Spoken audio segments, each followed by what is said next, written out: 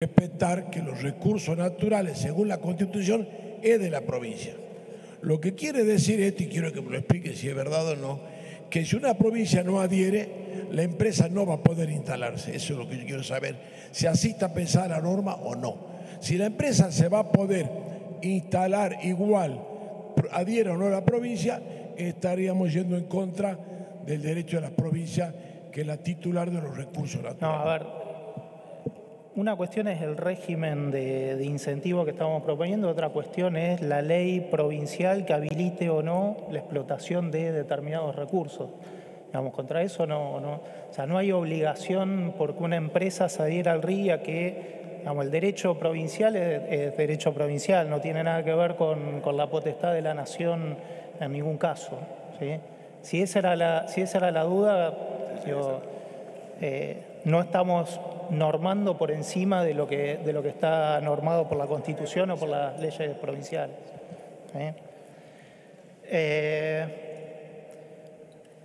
La otra cuestión que preguntaba el senador Lustó era por qué el mismo tratamiento para todos y no tratamientos diferenciales. Creemos que independientemente del monto que se compromete a la inversión, el tratamiento genérico es el mismo. Nos parece que es lo que corresponde.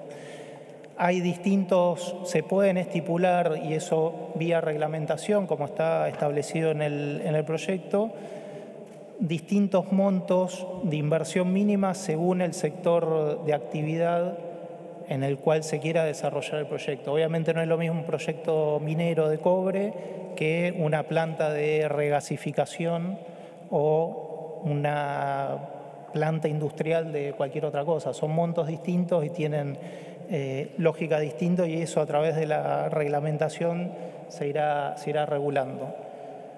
El régimen está pensado, de nuevo insisto, para grandes inversiones, proyectos de inversión que, de no tener ciertas ventajas impositivas, no vendrían. Como dijo José en la introducción, los proyectos mineros, por ejemplo, tenemos que competir con las reglas de Perú y con las reglas de Chile. O sea, por eso tenemos claros los números de la carga impositiva de estos dos países como una comparación contra lo que nosotros queremos instalar y mostrar que estamos siendo más atractivos que los otros y que vengan a invertir acá y no vayan a invertir a Perú o a Chile.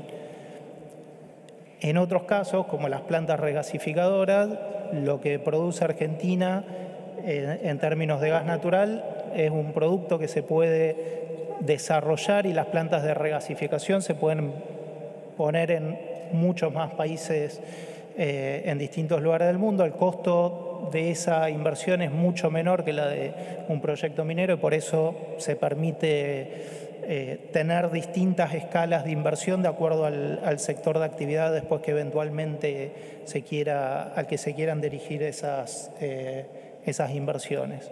Un tema importante, porque ha generado mucha confusión, también lo hemos tenido a las consultas cuando estuvimos en diputados, que tiene que ver con sobre qué tipo de productos estamos dando las exenciones de derechos de importación y demás. El proyecto y el texto, como está redactado, apunta a dar diferencias tributarias sobre bienes que son registrables, bienes trazables. Los insumos no entran dentro de este régimen. O sea, vos no podés usar la ventaja de derechos de importación para comprar insumos productivos. Es para los bienes relacionados con la inversión. Bienes de capital. Bienes de capital sí, insumos no, porque estaba también en algún comentario que hizo usted, senador, hablaba de insumos que se podían comprar. No está apuntado a eso, está apuntado a bienes que sean registrables, que se permita controlar y saber que se mantienen dentro del BPU y que no son comprados con la firma del BPU y después traspasados a otra empresa y demás. Está bien focalizado.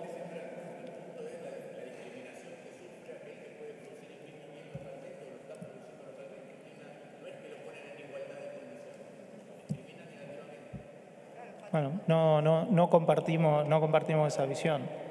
No.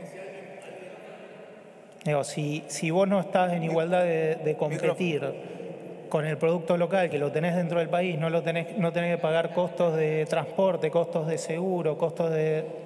me parece que pero estamos pensando la competencia de forma distinta. No porque hay insumos para la metalmecánica, que entre otras cosas en la Argentina, entre otras cosas porque defensa la competencia. En otros tienes que importar, y tiene que importar con un arancel, mientras el producto terminado entra sin arancel. Entonces eso no es cierto en todos lados. Bien. Quiero volver un poco al punto sobre si los beneficios que otorgamos son muy amplios o no.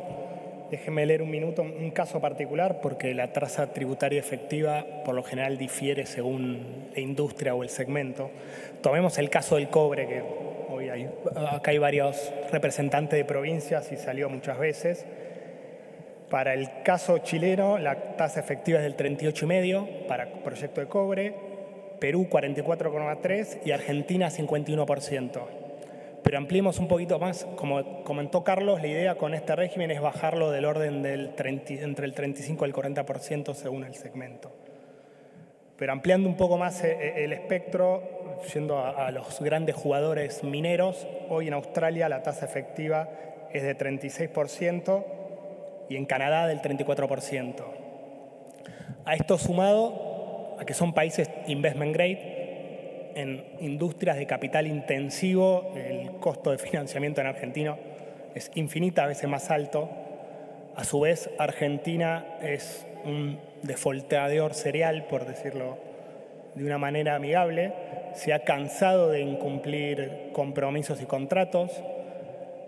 Dictamos una ley minera con estabilidad fiscal que nos cansamos de incumplir, con tributos locales que violaron esa estabilidad sin fin de veces y que son procesos largos que están en la justicia y no se terminan de definir, pero los inversores tienen que pagar el tributo, discutir y después verán. Entonces, es una pregunta, ¿realmente son beneficios muy grandes? El resultado se verá si realmente tenemos la capacidad como país de atraer estos proyectos y que estos proyectos se concreten.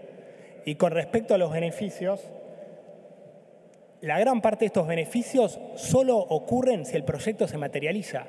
Los derechos de exportación o el beneficio de derechos de exportación solo se captura si la empresa invirtió, produjo y empezó a exportar. Lo mismo con la mayoría de los beneficios que empiezan a ocurrir al año 3 o 4 de haber adherido al régimen.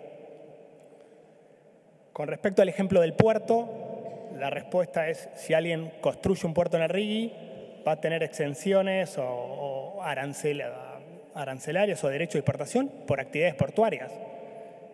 Si quieren sumarle exportaciones de agro, nada tienen que ver con el proyecto.